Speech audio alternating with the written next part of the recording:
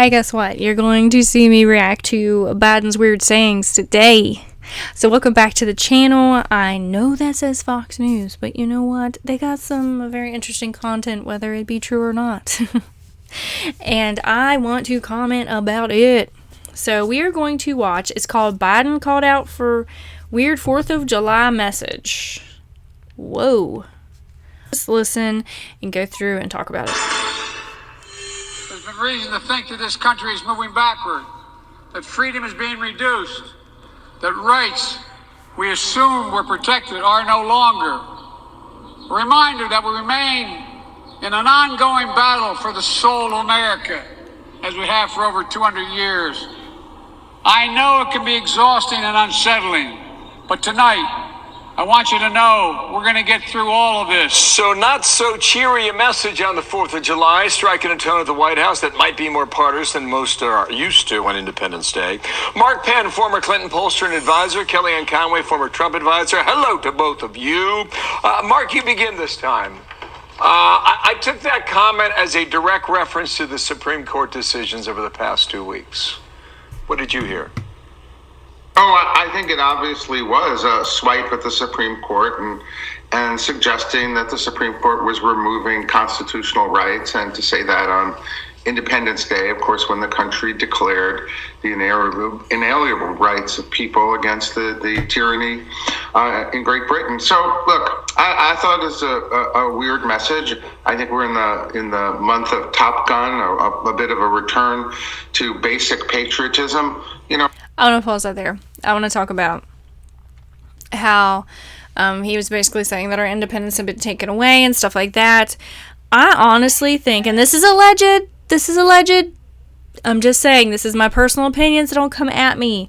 But I feel like the Biden's social team and like social media team, they really do a great job of keeping up with what people are saying about certain political things that are going on during the presidency. And I don't feel that, he came to this all himself, or neither did his full-on team, without seeing what people have been posting or knowing what people have been posting, their opinions and stuff like that. And it's being used to guide the narrative.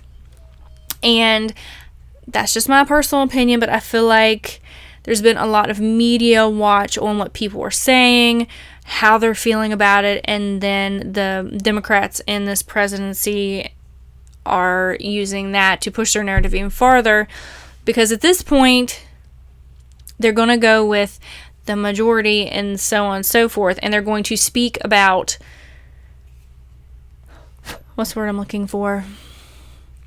They're going to speak out to those people who are fighting hard against these rulings and stuff like that, because they want to be on their side. They don't want to be on the end of tyranny or the end of they don't want to be in the end, what end am I saying?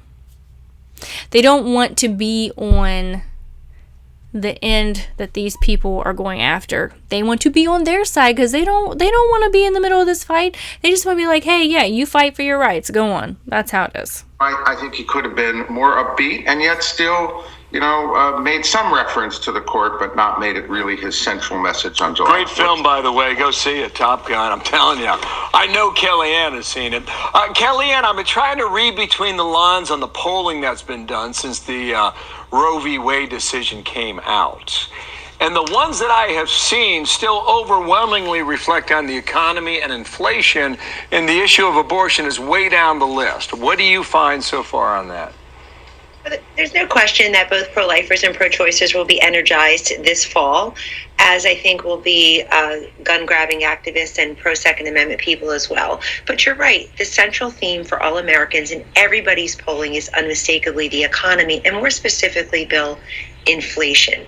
So when Joe Biden, our president, talks about freedom, he has to understand people feel like he has removed their financial freedom because they are suffering every time they go to pay for something. Obviously, July 4th, travel was more of a hassle and more expensive. But back to the theme. And I did kind of see a lot of people say that they weren't traveling to see their families across the country because they couldn't afford to, that plane tickets were too much, or the gas money to get there, obviously is too much. And I totally get that. Like, how are you going to be in the independent, Independence Day spirit or any kind of spirit when you're economically, the issue is the economics. The big issue in this is the fact that stuff is inflating and stuff like that. And they're not really talking about that. They're talking about the little things like Roe versus Wade, and they're talking about other stuff like when the like she said, when the pollings are showing that the majority of people are worried about inflation and things that are going on, but we don't talk about that. What is wrong? What is wrong here?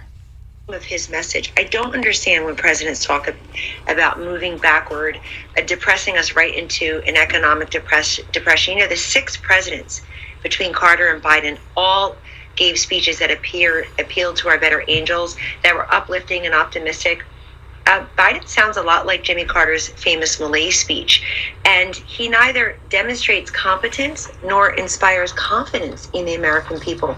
And this is the time they need to hear it. Look, his approval ratings, of course, are a disaster, but when you read between the lines of those, you see that June to June, his approval rating has gone from 52% to 38%. They approve of his job performance, and plus 10 in the number of Americans who strongly disapprove. So if you're facing those kinds of headwinds, what you do is you try to inspire people and say, look, these are rough waters. We're Americans. Yeah, so I like her point as well.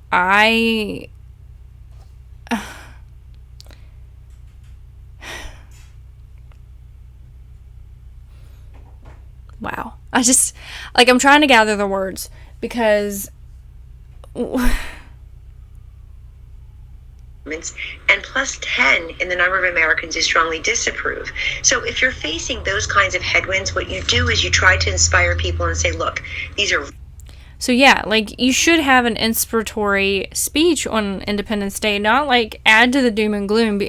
Like if he is really truly affected by a lot of the Supreme Court decisions, and he should have said that even with stuff going on right now and things like that, that we are America, we're going to come together, we're going to do great things, we're going to fix things, and so on and so forth. Not just speak doom and gloom. Rough waters, we're Americans. We can do this. We can be resilient and optimistic. Instead, he's warning us about, quote, going backward. Yeah, it's almost buck up, right? I mean, that's Penn's message. Top gun. Quickly, I want to roll this clip and I have a ton of time. Gavin Newsom ran an ad in Florida directed at Ron DeSantis. Watch. Freedom? It's under attack in your state. I urge all of you living in Florida to join the fight. Or join us in California, where we still believe in freedom. Okay, and it goes on from there. Mark Penn, quickly, less than a minute on both of you. Political stunt. Great political stunt. Got him national attention for $100,000 of airtime. We're playing it here. I think he obviously has some national ambitions. Kellyanne, how do you see it? There's no question it's a political stunt, but Newsom needs DeSantis to make himself relevant. It's not like people like the way he handled COVID or homelessness or crime or really freedom. The irony is so many Californians, including from the tech sector there, have moved to Miami and Austin. They've gone to red states. They've gone to Ron DeSantis' Florida state. I don't think picking at a popular Republican governor who's been for freedom will make Newsom any more relevant. The last thing is, if I'm a Newsom donor, I'm upset that you spent $105,000 on ads in Florida. But look, bottom line, people are suffering right now, Bill and Mark, and who's worried about today? Joe Biden's talking about moving backward. Newsom is looking forward past Joe Biden into 2024 and beyond. I want people to focus on today. So yeah, I just want to... So my biggest opinions with this is the fact that, like, for me, it's the fact that he couldn't even make a great 4th of July speech, that he had to, like, do the doom and gloom and talk about how all of our freedoms are being ripped away and things like that. Like, okay, if you do truly feel like that, then you should be encouraging the American people to do things and to talk about how the greatest people, like, talk about the people in the past that have, like, been through things like this where they are, like, fighting for certain freedoms and things like that, and being like, hey, yes, we should fight for our freedoms, that we should do this, this, this, and this. But when you're speaking doom and gloom, like, you act like you have no hope. But he is playing upon a lot of people's narrative right now after the Roe versus Wade ruling, because a lot of people have said the same exact thing that he had in his speech about how our independence was taken away, that we have no rights anymore, that we shouldn't even celebrate this 4th of July, and so on and so forth. And a lot, and like they were saying, like, a lot of people aren't celebrating the 4th of July because they can't afford to, because they can't travel to see their family, whether it be by airplane or by car. Like, just driving an hour or 2 hours away to see their family, that's a lot. That costs a lot right now. And inflation on the food, like, a lot of people can't afford to buy the extra food to have these gatherings because they can barely afford to buy the food that they need to eat. Like, this 4th of July, I mean, it was crazy the amount of people I saw that stated, hey, I can't travel. I'm staying at home having a staycation 4th of July celebration. I'm making dinner and relaxing because I can't go be with my family. I can't afford to take the plane across country to go see my family. And that to me is sad. And he should be covering the things that we are most worried about. Inflation obviously is the biggest thing, because a lot of people there are more people living paycheck to paycheck now than probably has ever been because of inflation, and because of the fact that our hourly pay and our weekly pay isn't budging, but the things that we're paying for is going up and up and up. Our car insurance, our house payments, or our rent payments, our groceries, our gas money to get to and from work. Just the price of everyday things are going up anywhere from $1 to $10 or more. And that is what's frustrating and irritating to me, that this presidency, right now, there's not a lot of talk about this inflation other than, oh, it's happening. Well, obviously, why is it happening? What are you all doing? Like, what is the big thing?